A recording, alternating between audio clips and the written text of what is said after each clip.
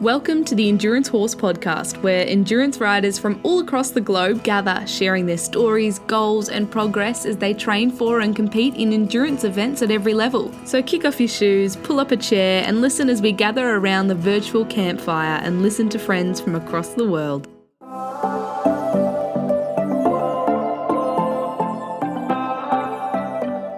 Hello, and welcome to episode 46 of Endurance Horse Podcast. In this episode of Endurance Horse Podcast, I sit down to talk with Marvin Brangman. Marvin is a minister, a devoted husband, horse trainer, and endurance rider. This June, at the AERC National 100 Mile Championship, Marvin and his mount journeyed their way to a fourth place finish and best condition. Listen in to this conversation as we chat about how he found horses, faith, endurance, and his advice for conditioning not just your horse, but yourself also. Without further ado, I bring to you episode 46 of Endurance Horse Podcast. Today on Endurance Horse Podcast, we're going to talk with Marvin Brangman, and he was the winner of the best condition at the Fort Howes AERC National Championship ride in June. How are you doing today, Marvin? I'm doing great, thank you. It's warm down here in the south, but I'm good. Extremely humid. Fortunately, I was born and raised in Bermuda, so it's just like this. So I usually start off with the same question for everybody, and I wanted to ask you, how did you get into horses? Oh, wow.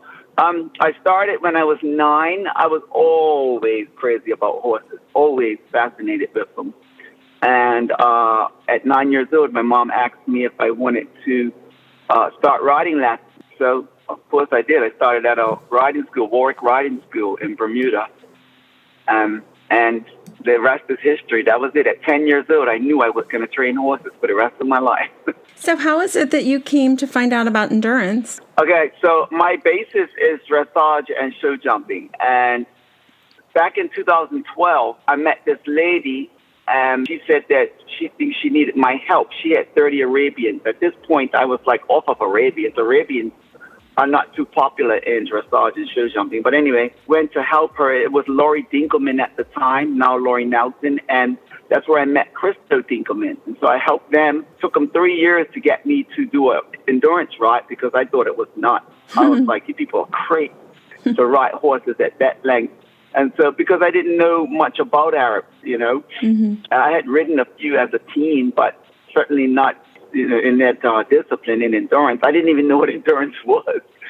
And so I had a newfound respect for Arabs after that because I was like, oh, that's what they're good for. Okay, so it makes sense now. Because you got to be crazy to want to run 100 miles. It's cool because now it all makes sense to me now. And so I got into endurance through Christo Dinkelman, and that's why I ride with Dinkelman Arabians at this point. So what is your favorite thing about endurance? Or why did you keep going? The people. When I first went, when Christo finally convinced me to do a 25, it took 3 years. So in 2015, he said, okay, I'll try it.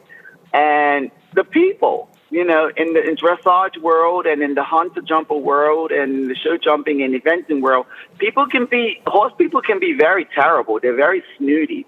Mm-hmm. And so, in endurance, I was blown away at how friendly and welcoming, the endurance people were. So it was the people at first. And then, of course, as I got into the riding, I developed, I like riding horses all day. That's what I do.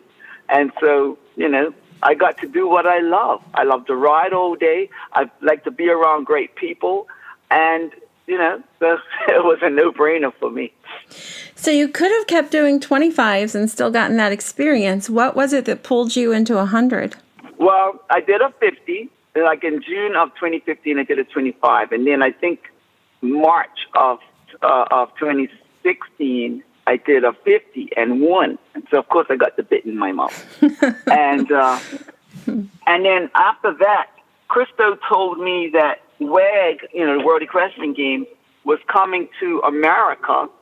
And this was a great opportunity for me, because I as a teen, I was on the jumping team, for Bermuda. Mm-hmm. And we traveled to Canada and stuff like that. And so I drifted away from the show jumping and in dressage, where I still did it a bit out here, in the training, in the schooling shows in Hamilton, Georgia. I would do that periodically. And so anyway, so I still stayed doing that stuff, but I never really competed that much. But I always had this thought that I'd like to compete for my country again. And so this opportunity came up. Krista said, WEG is coming to America. If you want to ride for your country, I've got the horses, you've got the experience. How about it? Let's do it. And so I went through the whole process of qualifying, and we qualified, So, and then I just kind of graduated up into the 75 and the 100. And so I've kind of built myself up to it. Tell me about the horse you won BC on at the National Championships. The Kaolean Machine, a.k.a. Percy. He is a machine. When I didn't know, all those years I've been riding that horse. I've been riding him for several years now. I didn't know he was named the Kaolean Machine. He is a machine. He's bold, he's confident, he's no nonsense. He's not too crazy about people. He came off the racetrack, off the Arabian racetrack. And Marsha is his owner, and she has a lot of experience from off a racetrack, from Arabian. He is incredible. He means business. He knows his job, and you can count on him. You'll tire out before he does. So you have this unique combination, Marvin, that you're horse trainer and pastor. Can you tell me a little bit about how one helps you out with the other? Well, okay, so I'm not quite a pastor. I'm an ordained minister, and so, but that's fine. People call me pastor all the time, but I'm a minister. So I attribute my success completely to God. Anyway, I got saved back in 2000. And so I kind of use my platform, traveling around and meeting different people and competing all over the place. I give God the glory, and I recognize Jesus Christ as my Lord and Savior. And so people that know me, everybody that knows me knows that I love Jesus and that, I ride to the glory of God. So, it kind of goes hand in hand. And my ministry is basically like my pastor teaches us. Our ministry is out here in life, People need to see the Spirit of Christ in you. And so that's what I do. I'm happy, I'm blessed, and even, sometimes we go through trials and tribulations, but still, I count it all joy, and I thank God for life. And so that's part of my ministry, is just spreading love and spreading joy and letting people know where that comes from, that it didn't come from me, that it comes from God.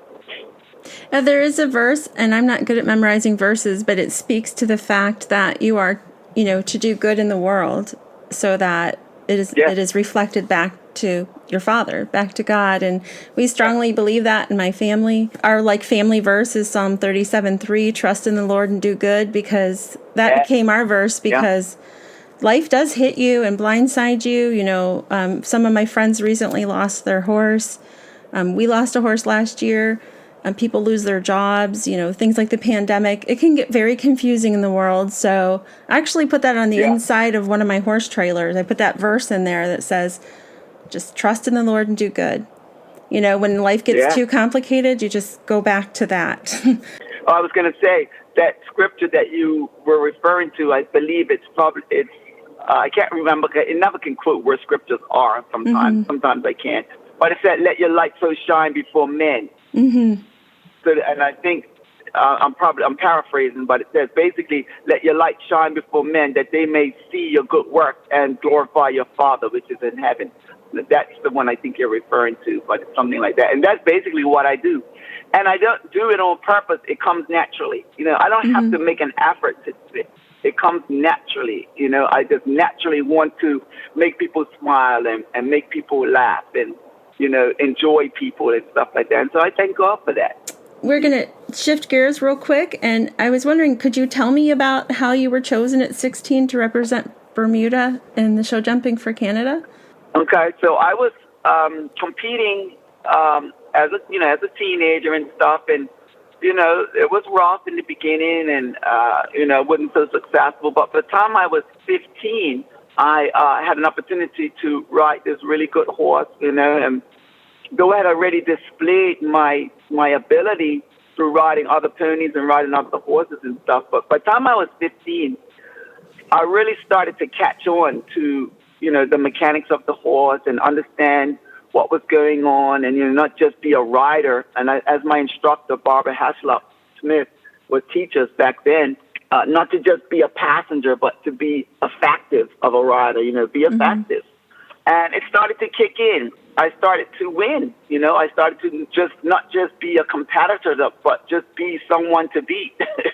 And so I kind of rose up in the ranks, as it were, and I didn't even know that I was vying for this position. I had no idea. They called me one day, called my mama, and told her that I got picked. This was in June of 1984. I was 16, and I got called. My mama called me from school. She was so excited. I was scared because I thought something happened, because that was a rarity for me to get called to the office because it was a phone call. And my mama was screaming on the phone that I was picked and stuff like that. And so anyway, so I got to, represent Bermuda. There was a team of 8 of us. That's how I got picked on that team. It just kind of happened. It was quite fun, actually. It was a great experience, and I'm really great that I had that experience. So you train multiple disciplines, such as jumping and dressage, or you have over the years. Do you think that this has helped you as an endurance rider to have that background? Absolutely. I think that my personal thoughts are that no matter what discipline you do, dressage is a good basis.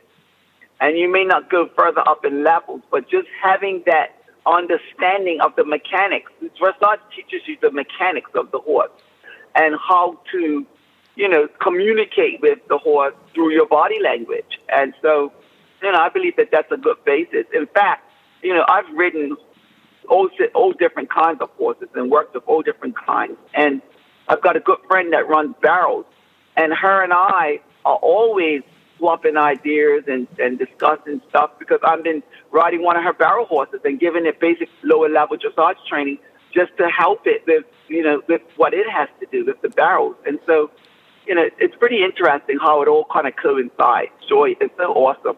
When you study them, it's awesome. So I didn't mean to go down this road because it might be a sensitive topic, but I see a lot of horses in endurance that could benefit from dressage, because I see them very upside down in their carriage with the overdevelopment of their neck, the bottom of their neck, and maybe their abdominals, and then the back and the top of the neck is not so developed. So do you see that fairly often? And can you give people some tips to change that if they notice that in themselves? They shouldn't ride their horse in a dressage frame like their entire ride, but if they trained up those muscles in that frame at home, don't you think that might benefit them as far as working towards best condition or having their scores on their back be good when they get checked at the vet checks? Yes, I do, and that's a good question, actually, because part of the reason why when I first met Christo Dinkelman, that was part of the deal, that the horses, they felt that the horses were hard, they were hollow, they weren't soft, and my whole thing is the horse has to be soft. They have to be soft throughout their back. They have to be soft. I call it round, soft, and light, which means they don't have to necessarily be on the bit. But if you train them, like you said, I like to train them in a frame. Now, that doesn't mean that I go and make the horse get into this frame when it's not used to it. I mean, we can't just go to the gym and just start pumping irons. It's something that you work toward. And, it's a process.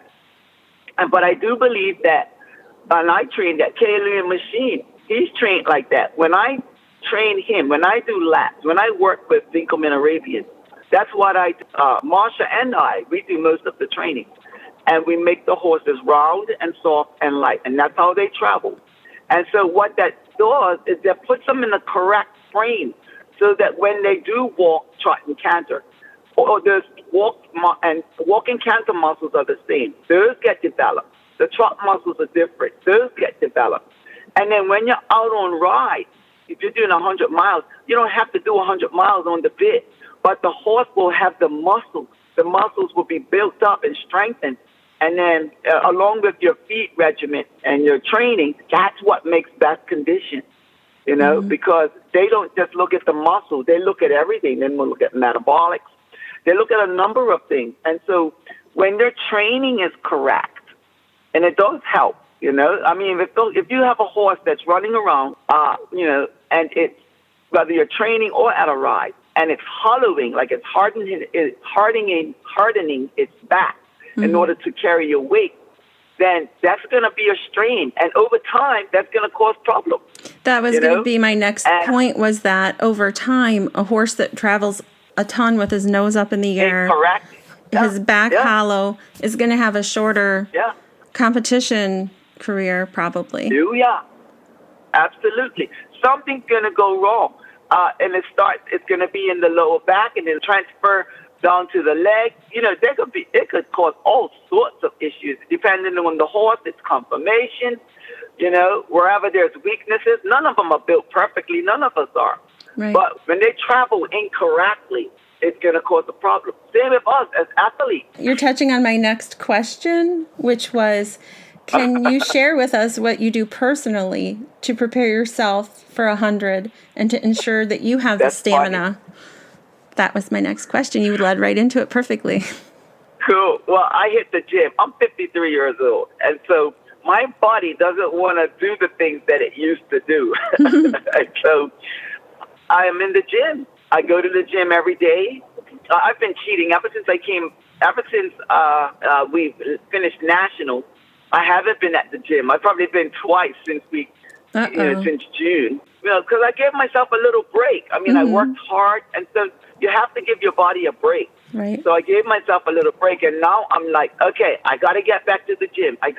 Get back to the gym. But yeah, I do the gym. I discovered that if I don't do the gym, if I don't do my exercise regimen, that when I was preparing for WEG, I consulted a trainer and told him exactly what I was going to be doing. And he gave me this exercise regimen. And so that was going to be beneficial for me riding, you know, for my riding muscles. And so along with riding as well, so that combination, like when I went to Nationals, I was good and fit. You know, I was able to walk the next day, you know, and I was good and fit. So I think I'm still kind of fit, but now I need to get back at it, you know, and continue on with this fitness level that I've achieved. But you have to eat right. You have to look after yourself, because it was brutal out there in Montana. It was hot, dry, hot. And not just horses were getting pulled.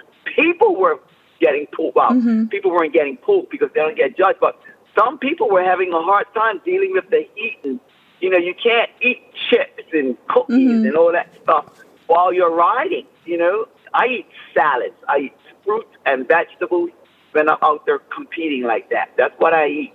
And I eat like that, period, anyway. Can you share a little bit with us about what your exercise routine was like that your trainer set up? Was it mostly cardio? Yeah, well, no, it's a mixture. And so I do a warm-up on the treadmill when I get to the gym of about 10 minutes, just jogging. I put it up to like 5 miles an hour. I do that for 10 to 15 minutes. And then I'll go, and each day I do a different muscle group. So, you know, one day I'll do arms, one day I'll do legs, I'll do chest, back, and abs. You know, I do abs 3 times a week. And so, because my core needs to be really strong. And so, you know, we just do, and that's typical, that's basic what people do, different muscle groups, if they go to the gym every day. And then I did have a three times a week gym schedule that I was doing too, and I kind of combined like a couple of muscle groups. But my cardio consists of, after I do the warm-up on the treadmill, whatever muscle group I'm working on, I'll go and do that. And then I would come back and I would do the step climbing. And so the step climbing is, I would put the step up to 10, like I would start off low. I would put it on 3 for a minute. Then I go up to 10 for a minute. Then I drop down. So the idea, and even on the treadmill, he gave me this exercise that when I run, I put it on 6 and I leave it on 6 and I use the incline. So I will put incline up to about 12 and then I would run on that for a minute. Like when you feel like you're about to die, you drop it down, and for 2 minutes, you take 2 minutes to recover, to catch your breath, and I would do that 3 times. And so he told me it's called muscle manipulation, whereas you push yourself. He told me if you get on the treadmill and just run for 20 minutes on the treadmill, you're really not doing anything. This is for me. And then lots of people do get great exercise like that. But he said for me and for what I'm doing, he needed me to push incline so that I could push my body. Because what happens is your muscles get used to whatever you're doing. And just like the fly spray that we use on the horses, if you keep using the same fly spray or dewormer, you keep using the same one, well, they get immune to it and it doesn't work. So your muscles are the same way. If you keep doing the same thing every time and not changing it up, your muscles get used to it and they're like, oh, please, this is easy. But when you start changing it and your muscles are challenged, and that's what gives you a great workout. And so I do that. And it's very hard. If I had a guy at the gym ask me, he was like, I see you doing something different. What do you do? I tell him, I said, I do 2 minutes on the flat, 1 minute on incline, and I drop it down, 2 minutes, and I keep doing that. And I do the incline 3 times. Interval training. Yeah, absolutely. And when I've done that, and then I use the step, and plus with the muscle groups I use, it keeps everything good. It keeps me fit. It keeps me in the 150s. I weigh 155, 156, something like that. It keeps me like that because I like to eat. So you have to burn some of that off that you ate. Yeah, eat. And every now I like to eat. I used to be 145, but when I turned 50, these 10 pounds came on me. Could you tell me a little bit about the national championship ride, how that went for you? I see you did it in just over 14 hours, under 15 hours. So how was the conditions there at Fort Howes? And just fill us in about how your ride went. And you were 4th place and best condition in the 100. Yeah. Yes. Okay, so that was a very, very good course. It was very interesting because, well, first of all, it was really hot. So I spent a lot of time stopping. I stopped a lot, and I got off at every opportunity of water to sponge Percy off because I would sponge him off, and I would sponge him soaking wet. And by time, like 5 minutes later, he'd be dry. Wow. And so he wasn't sweating, and I wasn't sweating. So I was drinking water like crazy. And at first, these Arabs, they think, try to be a hero. They think, oh, I'm not thirsty. They won't drink. But by the time midday came, he was drinking like you wouldn't believe. So that was good. And plus, we were using electrolytes and stuff to get him to drink. And so once he started drinking really, really good, we were on a roll. And I just stayed steady the whole day. I stayed at the same pace the whole day. And I didn't even canter. I trotted the whole day. The hills, the inclines were incredibly steep, like the mountains and stuff. It was, I was like, whoa, it blew my mind. So sometimes we would take a break. I remember this on the White Loop. We were going up, and I was like, okay, we need to take a little break here. So I let him catch his breath, and then I'd go again. And then at one point coming down, I think it was Green Loop, I was like, surely they don't want us to go down there. And I looked at the bottom, and I see green ribbons, and I said, oh, my gosh, we've got to go down here.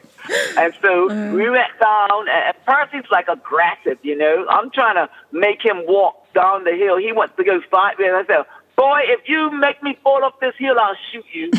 And so, but we had fun, and I'm very verbal with horses, even when I'm training. They know me, I use my voice, and so they know my tone. They know when I'm happy with them and when I'm disappointed in them. And, I talk to them like I'm talking to a person. I'm guilty of that with all my animals, my horses and my dogs and everything. I just carry a conversation with them. I tell people all the time, if you followed me, of a day and watched me interact with these horses, you think I was crazy. Because I really do. I talk to them as if they understand. And I believe that, for the most part, they do, because they're very smart. they understand, and so. Did you have a part of the ride that was particularly wonderful and a part of the ride that was particularly challenging for you? The most challenging part for me was when it got dark, because I did not know where I was. I have never done that trail. And in the southeast, they like the trails a lot more than they did out in Montana. Okay.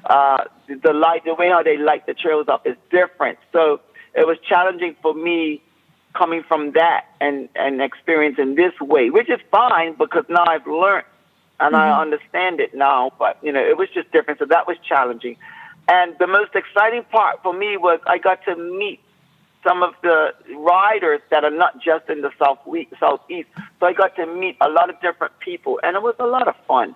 That part I love because I really enjoy meeting people. And then the winner, Grand Hall, I got to talk with Grand Hall for a little bit. And these people I'd never met, just meeting all of these different people, from all over the states. It was very interesting. So I always think, well, if I think of a question while interviewing, I should ask it so I won't have any regrets later. And when you were talking about the intervals on the treadmill, I'm wondering, have you used interval training with your horses? Actually, we do. I have done that. That's interesting, though, because I never thought of it like that. Not on the same scale, but that would be an interesting thing to think about. But we do kind of do stuff like that. Whereas we'll do, when we do the canter muscles or when we do the trot muscles and stuff like that, we won't do it like that because we don't focus on speed. And so I can't say, okay, so we'll go push them real hard and then we'll back off. We focus on pace. And so, for example, if we're working on canter muscles, we'll go right. So we'll canter X amount of miles at X amount of speed, and we'll stay at that speed. And that's how we ride. Like out there on the ride, you'll see some people that will just be trotting and then cantering and then just running and doing whatever. And we don't do that. At Dinkelman Arabians, we focus on pace. And we find out if the horse, with what is its strength? Is it stronger at the trot or stronger at the canter? Heart rate consistent at this speed or that speed? Because they're all different. So you kind of have to figure out what your horse strengths and weaknesses are. And we kind of do, throughout in our training, we kind of figure it out, because like I said, they're all different. And that's kind of how we do it. We don't just jump on and go. And I've seen a lot of people do that, even doing 100. And we just don't do it like that, And I'm glad, I'm grateful for the training and what I've learned. Because like I said, I knew nothing about endurance. And then I've learned all what I know from Christo Dinkelman. And I'm grateful for that, So, Marvin, I have two questions before we go. And one is, if you could speak to the listeners who maybe haven't started endurance yet, or they're riding 25 miles or 50, and they think, I wouldn't even know how to get to 100 miles.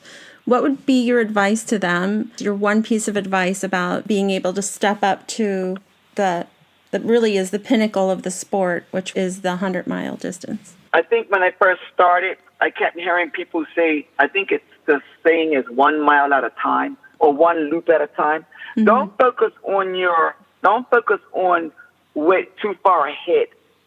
Stay where you are. So 1 mile at a time. I'll say it like that. Because that's what I do. If I go, that's a good question, because I remember when I started, I was thinking 100 miles is a long way. If you don't think about the actual distance, but focus on what you're doing at that time, and then you'll be all right. You're right.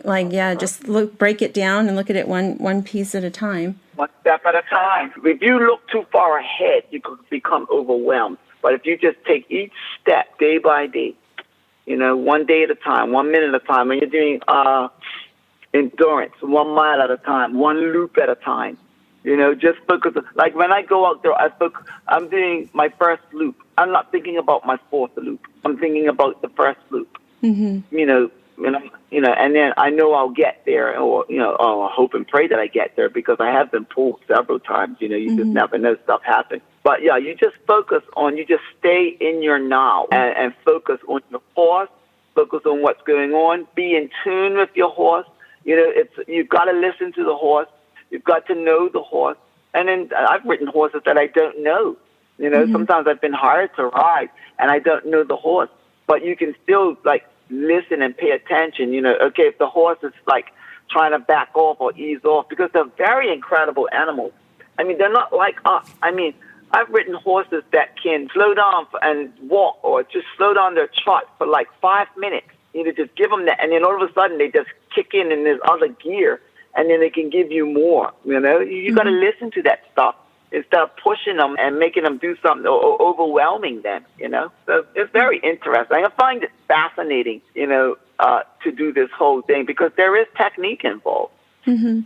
That leads me to the last question, which we already touched on, but I do think it is fascinating. So what if somebody's listening and they think, oh no, my horse does travel around with its nose in the air and its back is flat and maybe I need some dressage lessons. If they can't find a trainer near them, can you give them just one exercise, one idea of how could they change that horse from traveling in a U shape upside down to traveling more around and carrying itself better and strengthening the top line? Put them on a lunge line. If you have a round pen, or if you don't have a round pen, lunge them. And when you lunge them, use side reins. But you don't put the side reins on tight. You don't try to pull the horse's head in. No. That's where people mess up. You put the side reins at a length where the horse can still lift its head up. And when you put the side reins are like training wheels. And what they do is they teach the horse to balance, all right? And if you put the side reins on and let the horse, if you're lunging it, just let the horse feel it itself. It teaches them to get the contact. It teaches them to engage. It teaches them to steady. You know, it does a whole number of things. But I would do that. I would advise people to just do that. And then sometimes horses resist. You know, they'll get hollow, especially Arabs, because they naturally hold their heads up in the air. That's just their natural thing. But they can still do that and still soften out and still round out a little bit and round their back. And so it's just a process. And if you don't know what you're doing, then you can screw it up. And so it is best to get someone help. that can help you. Yeah. I mean, there's trainers everywhere. And then, look, you can always Google this stuff. You know, you can always, go into magazines. There's Dressage Today. There's Practical Horseman. And all of these horse magazines, they have all of these articles. And people put monthly articles in there about training horses and stuff. So, you know, there's a lot of help out there, you know, but that's what I would do. That's what I do. I start off on the ground. I start off when I meet horses for the first time. I don't just jump on. I do groundwork first. You know, I establish who's the leader and who's the follower, and they learn pretty quickly. They learn, they understand. And I studied horses. You know, from a kid, I would watch them, and I didn't know why.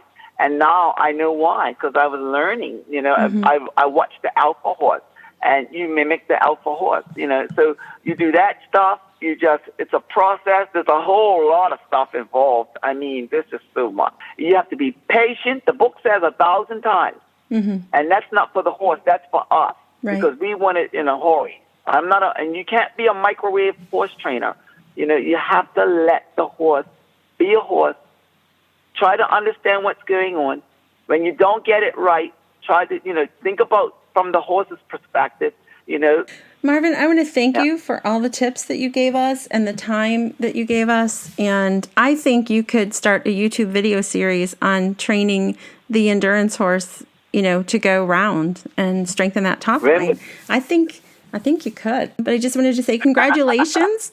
Congratulations on winning best condition. To me, best condition is better than first place. So huge congrats to that. And thank you for all the tips. Thank you, Christina. I appreciate you. Thanks. I appreciate you too. Bye now. All right. Take care. Bye-bye. Thank you so much for sharing your time with us by tuning in to this episode of Endurance Horse Podcast. We hope it was useful or entertaining, or hopefully both. Endurance Horse Podcast is free and commercial free, though I would greatly appreciate it if you do listen on Apple Podcasts. If you would go over there, take a moment, write a positive review, and give us a 5-star rating. It helps us stay higher in the search engine on Apple Podcasts. Until next time, ride far, ride well, ride often.